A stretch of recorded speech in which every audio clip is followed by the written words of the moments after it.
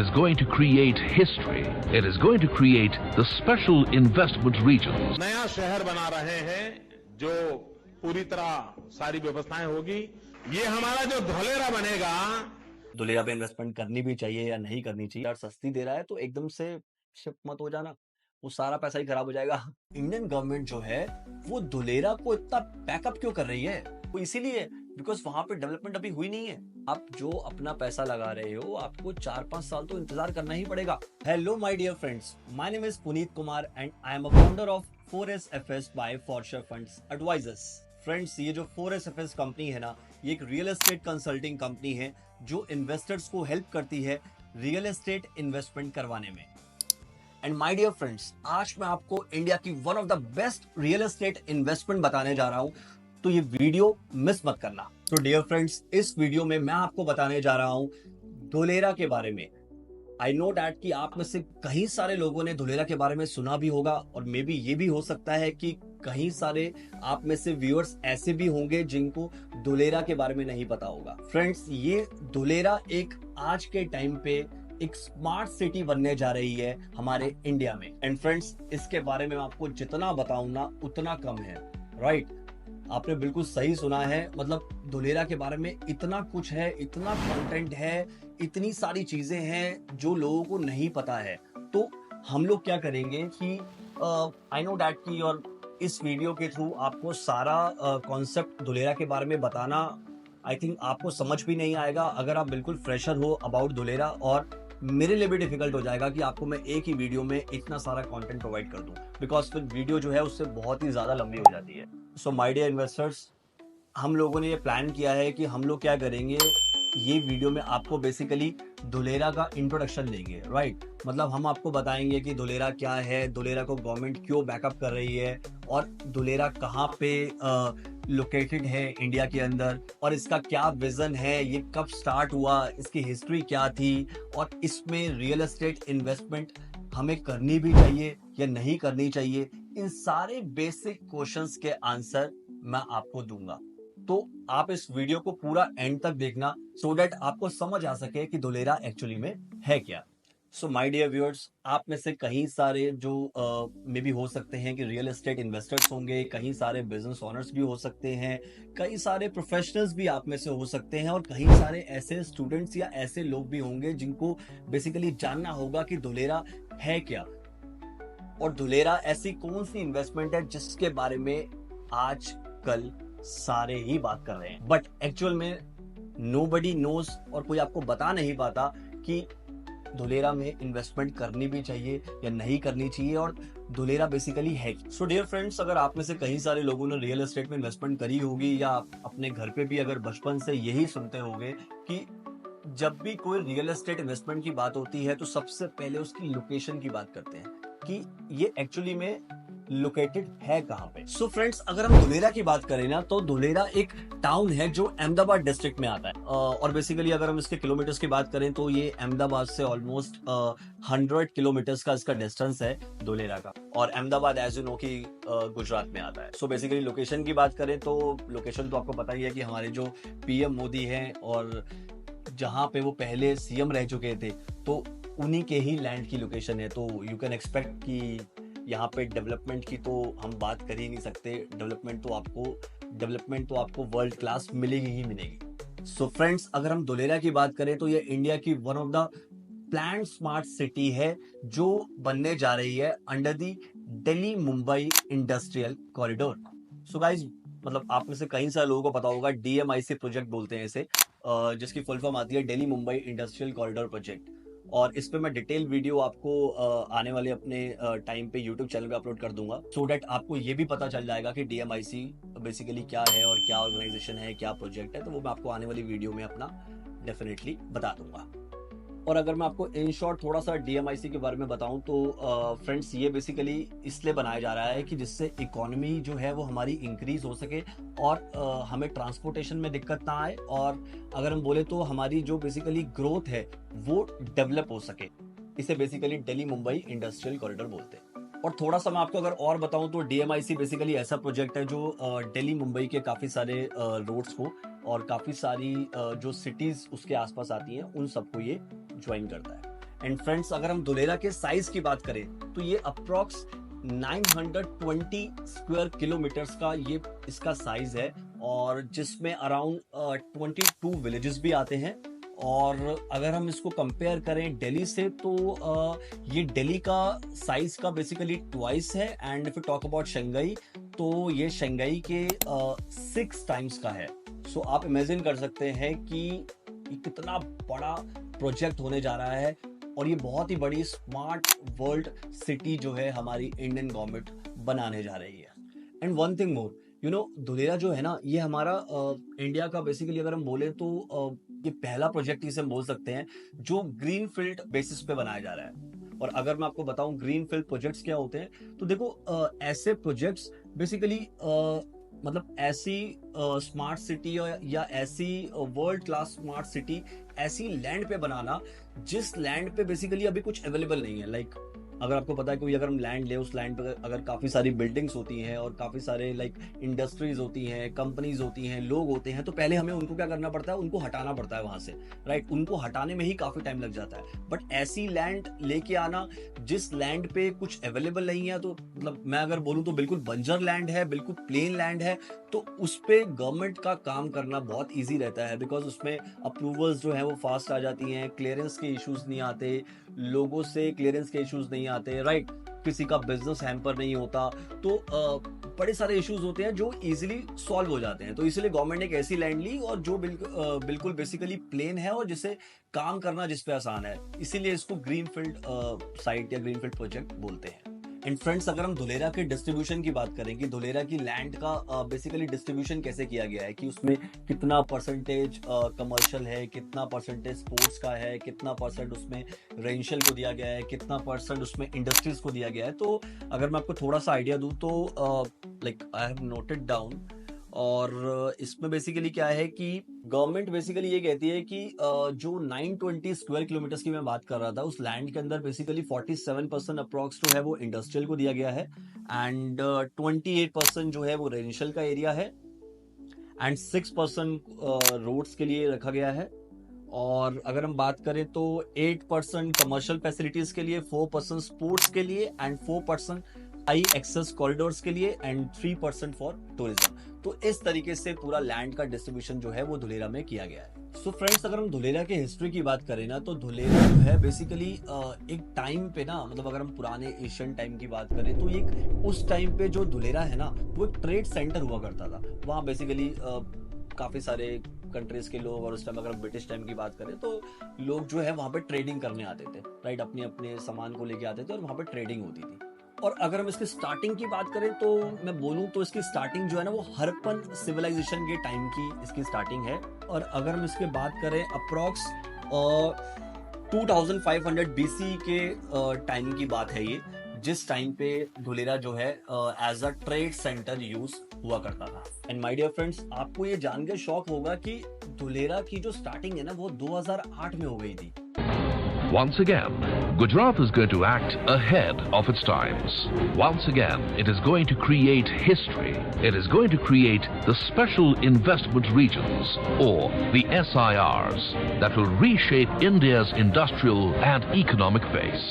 It is going to set up the Dholera Special Investment Region. Because उस time पे India जो है वो ग्लोबल रिसेशन से गुजर रहा था, और उस टाइम पे इवन इंडिया नहीं, काफी सारी कंट्रीज की हालत जो है वो बहुत खराब हो गई थी।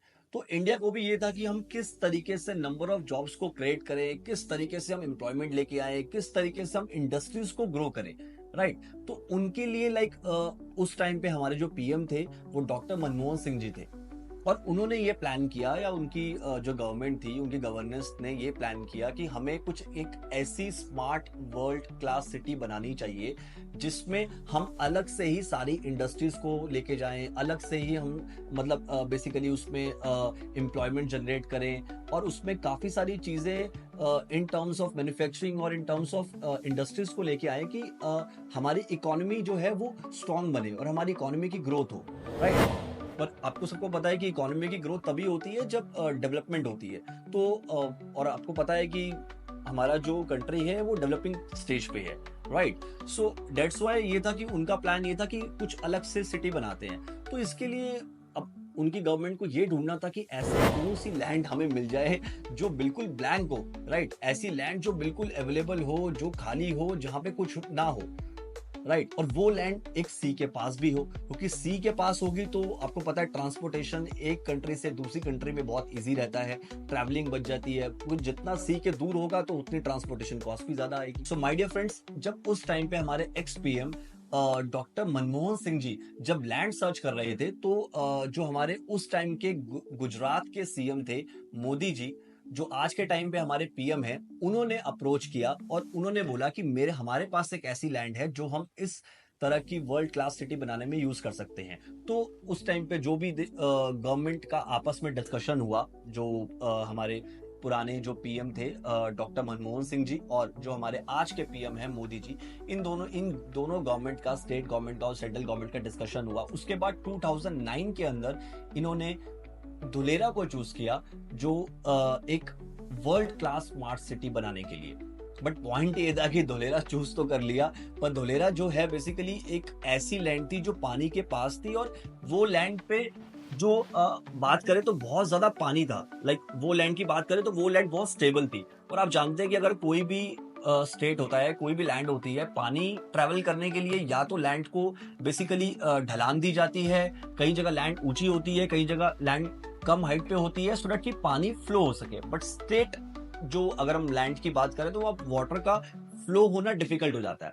सो ये कई सारे चैलेंजेस थे जो उस टाइम की गवर्नमेंट के सामने धुलेरा को लेके आए। सो माय डियर फ्रेंड्स, जब इस तरह की प्रॉब्लम्स गवर्नमेंट के सामने आई तो गवर्नमेंट हैज डिसाइडेड कि हमें ये प्रोजेक्ट किसी ना किसी एक अच्छी इंजीनियरिंग कंपनी को देना पड़ेगा। तो हमारी गवर्नमेंट ने उस टाइम पे यूके बेस्ड हेल्क्रो नाम की कंपनी को पूरा प्रोजेक्ट दिया कि वो इसकी डेवलपमेंट को संभाले और वो ये जो हमें इश्यूज आ रहे हैं सारे इश्यूज को रिजॉल्व करके दे। बट आज के टाइम पे एज यू नो कि जो हेल्क्रो है वो अब यूएस बेस्ड जैकोब एक इंजीनियरिंग कंपनी है, उसने हेल्क्रो को पूरा एक्वायर कर लिया है, अब वो जैकोब बन गई है। तो माय डियर फ्रेंड्स, फिर देन 2013 तक आते आते जब गवर्नमेंट को लगा कि हमें इसको एक अलग से इसका हमें एक्ट बनाना पड़ेगा, तो उस टाइम की गवर्नमेंट ने क्या करा, एक धुलेरा स्पेशल इन्वेस्टमेंट रीजन के नाम से एक एक्ट बना दिया कि तो जो भी इन्वेस्टमेंट होगी या जो भी गाइडलाइंस आएंगी या जो भी इस प्रोजेक्ट पे हमें काम करना होगा, उसके लिए गवर्नमेंट ने एक डिफरेंट एक्ट बना दिया 2013 में with the name of Dholera special investment region act. और गवर्नमेंट ने डिफाइन भी कर दिया कि इसका जो साइज रहेगा SIR का वो 920 स्क्वायर किलोमीटर का रहेगा। एंड माय डियर फ्रेंड्स, फिर 2014 में जब नरेंद्र मोदी की सरकार आई तो इस पूरे Dholera special investment region project को एक बहुत ही ज्यादा बड़ी इंपॉर्टेंस मिल गई पूरे वर्ल्ड लेवल पे। और जो बीजेपी गवर्नमेंट थी उन्होंने इस सिटी को पूरा नेम कर दिया ग्लोबल स्मार्ट सिटी, और उनका एम था कि इस ग्लोबल स्मार्ट सिटी को बहुत ही हाई लेवल पे लेके जाना है कि सो डेट हमारे इंडिया में कभी भी इंडस्ट्रीज की और एम्प्लॉयमेंट की दिक्कत ना रहे। और उसके लिए गवर्नमेंट ने कई सारी चीजें डिसाइड करी, लाइक धुलेरा इंटरनेशनल एयरपोर्ट को रेडी करना और Ahmedabad Dholera express way ready करना और इंटरनल रोड्स बनाना, इन्वेस्टमेंट्स की बात करना, फॉरेन इन्वेस्टमेंट्स की बात करना, तो और कई सारी पॉलिसीज को हमारी इंडियन गवर्नमेंट ने इंट्रोड्यूस किया। And my dear friends, even government ने 3000 प्लस करोड़ का एक बजट अप्रूव किया for Dholera infrastructure. And my dear friends, 2016 तक आते आते ये गवर्नमेंट का एक विजन बन गया कि धुलेरा को एक स्मार्ट सिटी बनाना है और उसको स्मार्ट सिटी के अंदर एंटर कर दिया गया। और गवर्नमेंट ने अपना मिशन बना लिया कि हमें इसको एक वर्ल्ड क्लास स्मार्ट सिटी बना के ही रहना है। एंड माय डियर फ्रेंड, सरकार के लिए भी 920 स्क्वायर किलोमीटर्स को एक साथ डेवलप करना, it is not an easy task even for the government. So that's why government had decided कि हम लोग क्या करेंगे, इसको फेजेस में डिवाइडेड कर देंगे। और गवर्नमेंट ने ये डिसाइड किया 2019 में कि हम फर्स्ट फेज के अंदर 22.5 स्क्वायर किलोमीटर का जो लैंड है उसको पहले हम पूरा डेवलप करेंगे। That's all about history of Dholera.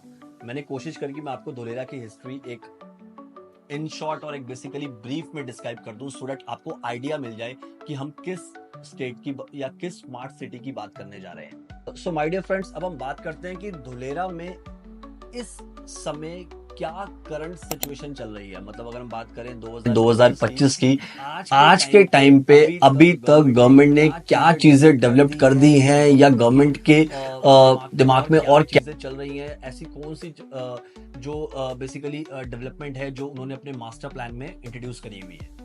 So my dear friends, as I already said कि फेज 1 में काम चल रहा है, और जो फेज 1 का साइज है वो 22.5 स्क्वायर किलोमीटर्स का है, मैंने आपको ऑलरेडी बता दिया है। तो गवर्नमेंट का पहला टास्क ये है कि जो हमारा फेज 1 का जो 22.5 स्क्वायर किलोमीटर का जो ऑलमोस्ट साइज है, ये हम पहले डेवलप कर दें। सेकेंडली अगर हम बात करें तो basic infrastructure like roads, electricity, water, इन सब पे काम चल रहा है, और इसमें जो फेज 1 का जो काफी सारा एरिया है वहां पे ये सब चीजें जो ऑलरेडी डेवलप्ड हो चुकी हैं, कि सो दैट कि वहां पे इलेक्ट्रिसिटी, वाटर की कोई इशू ना आए। बिकॉज आप जानते हैं कि धुलेरा में बेसिकली खंबाट से ये घाटी के पास में जुड़ा हुआ है, तो वहां पे जो पानी आता है, आपको पता है समुद्र का पानी है, तो वो सॉल्टेड वाटर होता है, राइट। सो आप जानते हैं कि सॉल्टेड वाटर का जो वाटर होता है उससे हम खेती भी नहीं कर सकते, राइट।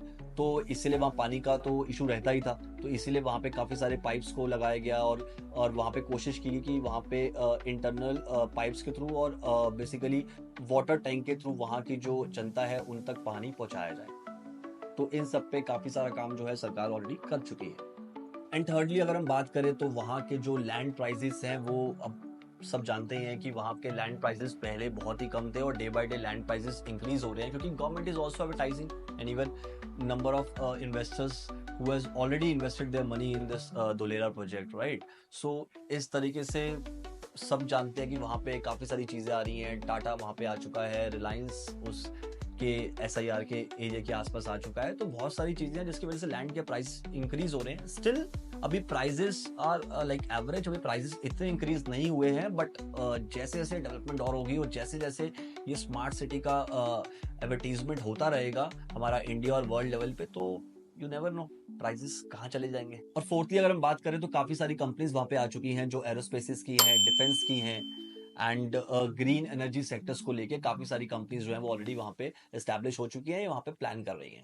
और अगर हम धुलेरा इंटरनेशनल एयरपोर्ट की बात करें तो उसका काम भी वहाँ पे चल रहा है काफ़ी सालों से, आई थिंक 2022 से वहाँ पे काम चल रहा है, और जितना गवर्नमेंट की एक्सपेक्टेड डेट है कि 2026 या 2027 मार्च या इसका स्टार्टिंग में धुलेरा इंटरनेशनल एयरपोर्ट का एक फेज वो स्टार्ट कर देंगे। और सबसे मोस्ट इंपॉर्टेंट बात कि धुलेरा जो है वहां पे सेमीकंडक्टर मैन्युफैक्चरिंग हब क्रिएट कर रहा है।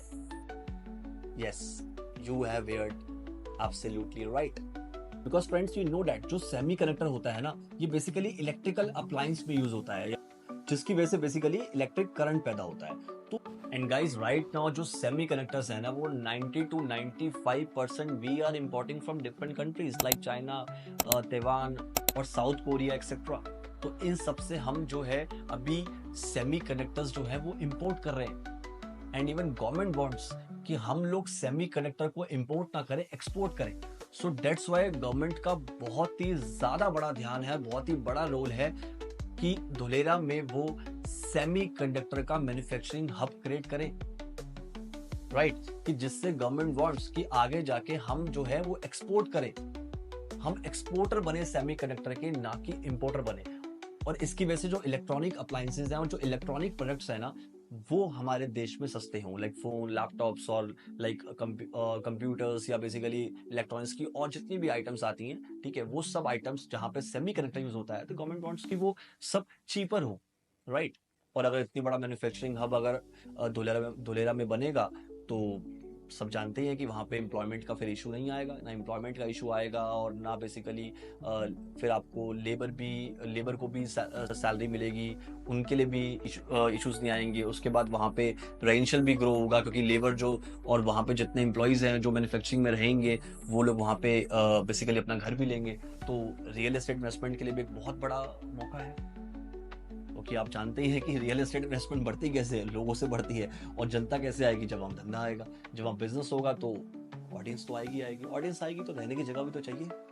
एंड माय डियर फ्रेंड्स, अगर मैं बात करूँ तो आज के टाइम पे हम 1.71 लाख करोड़ के चिप्स जो हैं वो सेमीकंडक्टर्स के इंपोर्ट कर रहे हैं, एंड डियर फ्रेंड्स, धुलेरा में काफी सारी डेवलपमेंट जो है वो होने जा रही है। फॉर एग्जाम्पल, एक तो इनका टास्क ये है कि धुलेरा को green field industrial smart city बनाना है, राइट। सेकेंडली, इनको वहां पे एबीसीडी बिल्डिंग बना रहे हैं।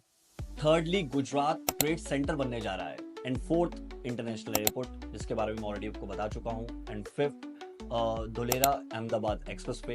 And six, metros. तो इतनी सारी चीजें हैं जो डेवलपमेंट है, जो गवर्नमेंट हैज ऑलरेडी प्लान्ड। हर जगह आप धुलेरा के बारे में सुन रहे होंगे कि government is advertising Dholera. Even आपने मोदी जी के कहीं सारे भाषण में भी सुना होगा, और इवन कहीं सारे जो उनके गवर्नेंस के जो नेता हैं उन्होंने भी धुलेरा के बारे में बात करी, राइट। और इवन गुजरात में तो धुलेरा फेमस है ही यही। तो धोलेरा नया शहर बना रहे हैं जो पूरी तरह सारी व्यवस्थाएं होगी। ये हमारा जो धोलेरा बनेगा, आज जो सांगाई है उस सांगाई से 6 गुना ज्यादा बड़ा हमारा वो धोलेरा बनने वाला है। मेरा ये क्वेश्चन है कि मुझे आपको ये बताना है कि गवर्नमेंट जो है, इंडियन गवर्नमेंट जो है, वो धुलेरा को इतना बैकअप क्यों कर रही है। इतना बैक क्यों दे रहे हैं धुलेरा को। ऐसा क्या है धुलेरा में बहुत ही ज्यादा इंपॉर्टेंट जो गवर्नमेंट प्राउडली कह रही है कि हाँ, इसको हम स्मार्ट सिटी बना देंगे। सी, देखो, इंडियन गवर्नमेंट जो है वो स्ट्रांगली इसको बैक इसलिए कर रही है बिकॉज गवर्नमेंट नोज दैट कि अगर ऐसी स्मार्ट सिटी बन जाएगी ना, तो गवर्नमेंट की इकोनॉमी में भी ग्रोथ आएगी। और जो गवर्नमेंट प्लान कर रही है कि इसको एक टेक्नोलॉजी फ्यूचर बनाना है, राइट, एक टेक फ्यूचर बनाना है, वो भी बन पाएगा और इंडिया एक वर्ल्ड लेवल पे अपने आप को प्रेजेंट कर पाएगा। देखो, फर्स्टली बात करें तो इसमें इंडिया ने इसको ग्रीन फील्ड स्मार्ट सिटी बनाना है। और मैं आपको बता चुका हूं कि ग्रीन फील्ड स्मार्ट सिटी वो होती है जहां पे बिल्कुल स्क्रैच से काम होता है। ऐसी लैंड जहां पे कुछ भी नहीं है, जो भी इंफ्रास्ट्रक्चर बनाना है वो आपने बिल्कुल रॉ से बनाना है। तो वहाँ पे क्लियरेंस इजी है और वहाँ पे फास्ट अप्रूवल्स आते हैं। जैसे मैं आपको बता चुका हूँ, गवर्नमेंट को कोई लैंड कंपल्सरी एक्वायर नहीं करनी पड़ती। तो ये सारे इश्यूज गवर्नमेंट के भी इजीली रिजॉल्व हो जाते हैं। एंड सेकेंड, इसका जो की पार्ट है वो है दिल्ली मुंबई इंडस्ट्रियल कॉरिडोर, जो इस प्रोजेक्ट के अंडर जो है बेसिकली इस पूरे धुलेरा को बनाया जा रहा है। जैसे मैंने आपको बताया कि अगर डीएमआईसी प्रोजेक्ट, अगर इस तरह के प्रोजेक्ट्स आते हैं तो सबको पता है कि अगर इंडस्ट्रीज जो आएंगी उनके लिए भी जो उनका लॉजिस्टिक कॉस्ट है ना, वो बहुत ज्यादा कम हो जाएगा एज कम्पेयर टू अगर वो किसी और स्टेट्स में काम करती हैं। तो उसकी लोकेशन ही एक ऐसी प्राइम लोकेशन है जो कभी भी किसी इंडस्ट्री को निराश नहीं करेगी। एंड थर्डली, अगर हम बात करें जो हमारी फॉरेन कंट्रीज पर डिपेंडेंसी है सेमी कंडक्टर की, वो हमारी रिड्यूस हो जाएगी बिकॉज हम यहाँ पे सेमी कंडक्टर मैन्युफैक्चरिंग हब्स बना रहे हैं। और जैसे मैं आपको बताया कि टाटा यहाँ पे AI enabled semi conductor fabrication plant open करने जा रहा है। और अगर हम आगे बात करें तो गवर्नमेंट का भी इसमें काफी ज्यादा इन्वेस्टमेंट का पोर्शन जो है वो धुलेरा पे लगाया जा रहा है। जैसे मैंने आपको बताया 3000 करोड़ प्लस की इन्वेस्टमेंट जो है वो गवर्नमेंट की भी है इस प्रोजेक्ट में। और धुलेरा अहमदाबाद एक्सप्रेस वे भी रेडी होने वाला है। तो ये काफी सारी चीजें ऐसी हैं जिसके लिए गवर्नमेंट भी प्रिपेयर है। तो आप समझ सकते हैं कि अगर किसी स्टेट के लिए या किसी टाउन या किसी डिस्ट्रिक्ट के लिए अगर गवर्नमेंट इतना ध्यान दे रही है, तो आप समझ सकते हैं कि ये कोई एक नजरअंदाज करने वाली स्मार्ट सिटी नहीं है, राइट। आई कैन अंडरस्टैंड कि कुछ जगह पे काम स्लो चल रहा है। और अगर मैं ऐसे बोलने बैठूं तो ऐसे तो बहुत सारे प्रोजेक्ट्स होते हैं जहाँ पे अप्स एंड डाउन चलते रहते हैं, सरकारें चेंज हो जाती हैं। बट अगर हम इसको पॉजिटिव वे में ले तो ये बहुत ही वर्ल्ड क्लास स्मार्ट सिटी बनने जा रही है। तो आपके पास चांस है अभी कि आप भी इन्वेस्टमेंट करके अपना रिटर्न्स कमा सकते हैं। मैं नहीं कह रहा कि सारी इन्वेस्टमेंट सही है, गलत है, आई विल टेल यू आगे जाके, but just I am saying you कि दैट्स व्हाई कभी भी कोई नया शहर बनता है तो रियल एस्टेट इन्वेस्टमेंट की अपॉर्चुनिटीज तो आती है। अगर हम बात करें नोएडा की 1986 में क्या था और आज के टाइम पे क्या है, राइट, तो आप इमेजिन कर सकते हैं। तो उस टाइम पे वो भी बिल्कुल रॉ था। And even government knows that कि वहां पे अगर आप इन्वेस्टमेंट्स के लिए जाते हैं तो वहां पे आपको लैंड भी चीपर मिल रही है और आपके लिए टैक्स इंसेंटिव्स भी गवर्नमेंट इज प्लानिंग। तो देयर नंबर ऑफ थिंग्स जो गवर्नमेंट भी प्लान कर रही है। तो किसी एक ऐसी इन्वेस्टमेंट में जिसमें गवर्नमेंट का इतना बड़ा हाथ हो तो मिस नहीं करनी चाहिए बॉस। और अगर वहां पे इतनी सारी इंडस्ट्रीज आती हैं और अगर वहां पे ये सब चीजें जैसे मैंने आपको बताया, अगर गवर्नमेंट इज प्लानिंग और अगर ये सब चीजें रेडी हो जाती हैं तो आप समझ सकते हैं कि वहां पे जॉब्स क्रिएशन में कोई दिक्कत नहीं आएगी। बिकॉज इन सबका काम तो हम लोग ही करेंगे ना, एम्प्लॉइज और जो लेबर वहां पे होगी, तो इनके लिए जॉब्स क्रिएशन की दिक्कत नहीं आने वाली, राइट। और जॉब्स क्रिएशन अगर आपको पता अगर होती है किसी भी कंट्री में, अगर जॉब्स क्रिएशन अच्छी है तो उसकी इकोनॉमिक ग्रोथ को कोई रोक नहीं सकता। सो माय डियर फ्रेंड्स, अब बात ये आती है कि should you invest in Dholera as a real estate investor और नॉट। लाइक धुलेरा जो है ये ओवर हाइप्ड बन गया है और इस पे आपको investment as a real estate investor करनी भी चाहिए या नहीं करनी चाहिए।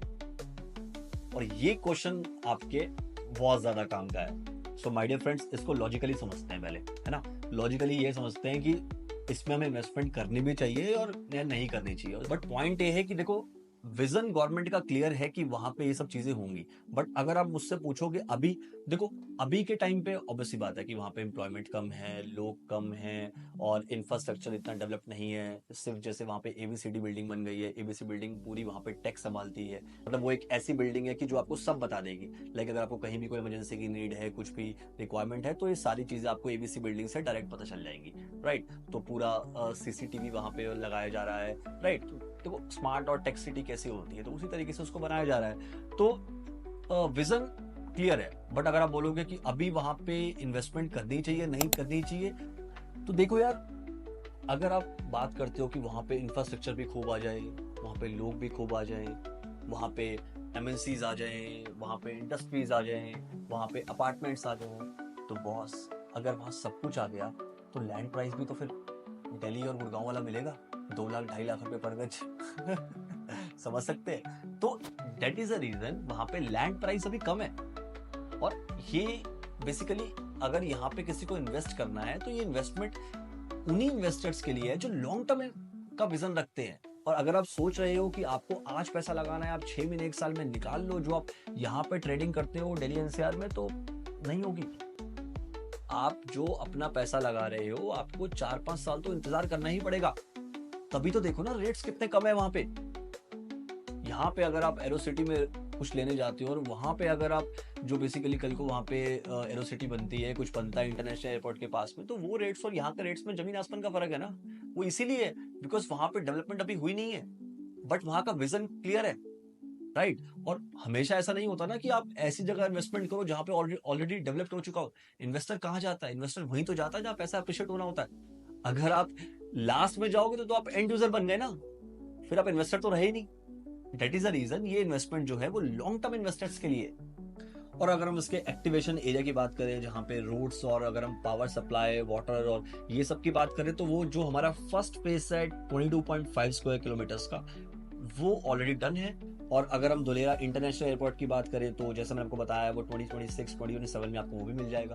तो like the number of things जिसके अकॉर्डिंग आप आइडिया लगा सकते हो कि वहां पे क्या चीजें बन रही है और क्या नहीं, राइट। और अगर आपको ज्यादा ही मतलब जानना है तो आप इवन यू कैन विजिट और यू कैन चेक। जो चीज मैंने बोली है वो आप जाके चेक करो, ऑन पेपर चेक करो कि क्या है क्या नहीं है, तो आपको पता चलेगा ना। और बॉस इसीलिए तो मजा आता है ना कि इनिशियल पेज पे देखो, अगर आपके पास 100 रुपए है तो 100 रुपए आप सिर्फ रियल एस्टेट पे तो नहीं लगाते ना।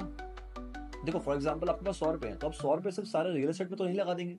आप 100 में से कुछ पैसा जो है वो अपना एफडी में रख रहे हो, कुछ पैसा आप म्यूचुअल फंड में डाल रहे हो, कुछ शेयर मार्केट में लगा रहे हो, कुछ रियल एस्टेट में लगा रहे हो, राइट। कुछ और अलग तरह की इन्वेस्टमेंट कर रहे हो, गोल्ड इन्वेस्टमेंट कर रहे हो, तो पैसे को तो आप डाइवर्सिफाई करते हो ना। और इन्वेस्टमेंट में भी पार्ट्स होते हैं। लाइक अगर आप रियल एस्टेट इन्वेस्टमेंट की बात भी करें तो आप सारा पैसा तो नहीं आप अपार्टमेंट्स में लगा देते हैं, कुछ पैसा आप लैंड में लगाते हैं, एग्रीकल्चर लेते हैं, कुछ लोग कमर्शियल लगाते हैं। तो इन्वेस्टमेंट के टाइप्स होते हैं। तो मैं नहीं कह रहा कि आप सारा अमाउंट ही वहां लगा दो, बट लाइक इन्वेस्टमेंट अगर आप इनिशियल फेज पे देख रहे हो कि हमें लैंड मिल जाए जो आगे जाके बहुत इजीली मिलेगी नहीं, चाहे वो इंडस्ट्रियल लैंड हो, कमर्शियल लैंड हो, रेजिडेंशियल लैंड हो, तो उनके लिए धुलेरा जो है वो बेस्ट इन्वेस्टमेंट है। और अगर हम इसके धुलेरा की फ्यूचर ग्रोथ की बात करें तो वो तो विजन क्लियर है। आप खुद आपको मैं बता चुका हूँ, सेमी कंडक्टर का हब बनने जा रहा है। आप इमेजिन कर रहे हैं, सेमी कंडक्टर का हब बनने जा रहा है, सारी इंडस्ट्रीज आ रही हैं, राइट। साइज इतना बड़ा है, SIR पूरा इसका एक्टिव बना दिया है। इवन इंडिया नहीं, फॉरेन कंट्रीज भी इन्वेस्ट कर रही हैं। तो अगर आपके मतलब आप सोच रहे नहीं, लाइक अगर आपने गलती कर दी का इन्वेस्टमेंट करके, अगर इतनी बड़ी कंट्रीज इन्वेस्टमेंट कर रही है, गवर्नमेंट प्लान कर रही है, तो वो भी तो कुछ सोच के ही कर रही होंगी। मैं नहीं कह रहा कि सारी इन्वेस्टमेंट वहां सही है, राइट। धुलेरा एक बहुत बड़ी जगह है। मैं नहीं कह रहा कि SIR के अंदर आपने कोई भी इन्वेस्टमेंट कर दी, कहीं भी कर दी, चल जाएगी। But you can take better और best advice from real estate realtors ना, उनसे ले सकते हैं आप। So that's why I'm sharing you the all the content ना, right? मैं आपको अपनी पूरी रिसर्च इसलिए तो बता रहा हूँ कि आपको समझ आ सके। एंड लास्टली, अगर आप, मैं फिर कह रहा हूँ कि if you are short term investor ना, तो आप धुलेरा के लिए मत जाओ। यस, आप धुलेरा के लिए मत जाओ if you are short term investor. अगर आप 1-1.5 साल में मनी को निकालना चाहते हो, आप उसका ROI ढूंढ रहे हो, तो आपको रिटर्न ऑन इन्वेस्टमेंट नहीं मिलेगा, क्योंकि अभी वहाँ टाइम लगना है, राइट। दैट्स वाई वहाँ पे लैंड और सब चीज़ें जो है वो सस्ती है, ग्रो कर रही है, बट राइट नाउ सस्ती है वो इसीलिए है। डेवलप्ड हो गई तो आपको पता है, अगर डेवलप्ड हो गई तो रेट्स थोड़ी मिलते हैं वो।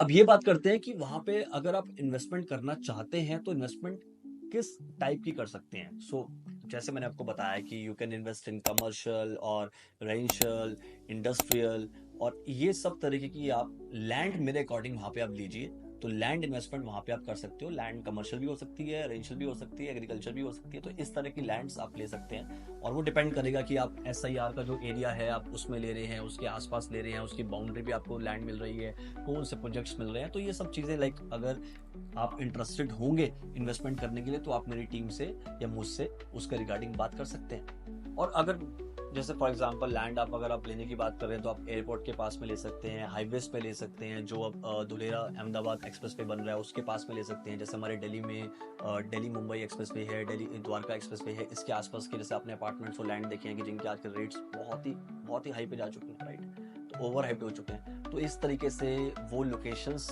के बेसिस पे आप इन्वेस्टमेंट कर सकते हैं, और उसके लिए like we are here, like if somebody wants to invest then you can call us, और हम आपको डेफिनेटली हेल्प करेंगे और आपको बताएंगे कि कौन से एरियाज हैं, कौन से लोकेशंस हैं, और कौन सी बेस्ट जगह है जो आपके लिए, आपके जो भी प्रिस्क्राइब्ड है, जो भी आपका बजटेड एक इन्वेस्टमेंट साइज है, उस पर हम आपको डेफिनेटली गाइड करेंगे। और अब हम बात करें सबसे बड़ी बात जो हर एक इन्वेस्टर को डर लगता है, वो है रिस्क फैक्टर। अब भाई अगर रिस्क की बात करें तो देखो, जैसे मैंने आपको बताया कि डेवलपमेंट इज हैपनिंग, डेवलपमेंट तो हो रही है बट अभी डेवलप्ड हुआ नहीं है। तो हाँ, कुछ रिस्क है, बट पॉइंट ये है कि टाइम के साथ साथ वो रिस्क कवर हो जाएगा। दैट्स व्हाई आई सेड ना कि लॉन्ग टर्म इन्वेस्टर जो है वो एंट्री मारे इसके अंदर, तो मजा आएगा इस इन्वेस्टमेंट में। और सेकेंडली रिस्क फैक्टर में सबसे बड़ा पॉइंट आता है लिक्विडिटी इशू का। अब अगर somebody wants कि भैया मैं आज पैसा लगा दूं और 2 से 3 साल में मेरा पैसा लिक्विड हो जाए, मैं अपना कैश निकाल लूं, वो नहीं निकाल पाओगे आप, क्योंकि अभी टाइम लगेगा। इसीलिए जो प्राइजेस हैं वो कम है। अगर एक बार टाइम वो खत्म हो गया और फ्यूचर में जाके जो उसके सेकंड थर्ड फेज में इन्वेस्टर्स आएंगे ना, तो वो याद करेंगे कि हाँ, अगर हम फर्स्ट फेज में इन्वेस्टमेंट कर लेते तो डेफिनेटली हम अच्छा ट्रेड कर लेते। और अगर हम इसके बाद बात करें प्राइसिंग की, तो भाई आज के टाइम पे धुलेरा में ना स्पेकुलेशन मतलब दबा के हो रही है। मतलब आप इमेजिन ही नहीं कर सकते, आपको ढूंढना पड़ेगा कि एक ट्रस्ट वर्दी बेस्ट रियल्टर हमें मिले जो हमें बताए कि एक्चुअल में प्राइस क्या है। फॉर एग्जाम्पल कोई एक लोकल बिल्डर है, तो वो क्या करेगा, लोकल बिल्डर वहां पे एक जमीन ले लेगा, 3 बीघा, 5 बीघा, 10 बीघा, और जमीन लेके प्लॉट्स काट देगा और वहां पे सेलिंग स्टार्ट कर देगा, राइट। फिर आपको देखना पड़ेगा कि वो हमें अप्रूवल्स दे रहा है, नहीं दे रहा। फॉर एग्जांपल आप दिल्ली से हो या किसी और स्टेट से हो and you guys are investing in Gujarat या धुलेरा, राइट, तो उनकी अप्रूवल्स, उनकी रजिस्ट्री और उनके लीगल टॉक्स, ये सारी चीज़ें जो है ना, वो आपको एक बेस्ट और एक आपका ट्रस्ट वर्दी रियल्टर ही बता पाएगा। तो आप इन्वेस्टमेंट करें तो ये सब चीज़ें देख के करें, क्योंकि वहाँ प्राइजेस पे मतलब एकदम से चार्ज मत हो जाए। For example if you ask from someone कि हाँ वहाँ पे क्या प्राइस है, तो पहले देखें कि वहाँ बिल्डर कौन है, क्या काम कर चुका है, रिकॉग्नाइज्ड है नहीं है, ये सब चीज़ें देखें। क्योंकि अगर वो रिकॉग्नाइज है, रजिस्ट्री दे रहा है, सारे डॉक्स आपको प्रोवाइड कर रहा है, आपका ऑनलाइन नाम आ रहा है गवर्नमेंट गुजरात की वेबसाइट पे, तब आप उसी के साथ वो चीज़ जाएं। अगर आपको वहीं कोई फ़ोन करता है और आपको वो चीज़ 2000 सस्ती दे रहा है, तो एकदम से शिफ्ट मत हो जाना, वो सारा पैसा ही खराब हो जाएगा, राइट। क्योंकि नई सिटी है, नया स्मार्ट सिटी बनने जा रही है, तो स्पेकुलेशन तो है प्राइसिंग को लेके, तो इस चीज का ध्यान रखना boss. So my dear friends, I hope कि मैंने आपके धुलेरा को लेके काफी सारे पॉइंट्स क्लियर कर दिए होंगे, और इस वीडियो से आपको काफी ज्यादा हेल्प मिल जाएगी कि धुलेरा है क्या और धुलेरा की हिस्ट्री क्या है और धुलेरा पे इन्वेस्टमेंट करनी भी चाहिए या नहीं करनी चाहिए। तो आई होप कि ये वीडियो आपने फुल कंप्लीट एंड तक देखी होगी। अगर आपको धुलेरा प्रोजेक्ट में कोई भी क्वेरी है, कोई भी कंसर्न है, आपको कुछ जानना है, तो डेफिनेटली स्क्रीन पे मेरा नंबर मेंशन है और आप मुझसे या मेरी टीम से बात कर सकते हैं। 4S FS हमारी रियल एस्टेट कंसल्टिंग कंपनी का नेम है। और कुछ भी आपका डाउट है धुलेरा को लेके तो आप हमसे डिस्कस कर सकते हैं। डेफिनेटली हम ट्राई करेंगे आपको उसका बेस्ट रेजोल्यूशन देने के लिए।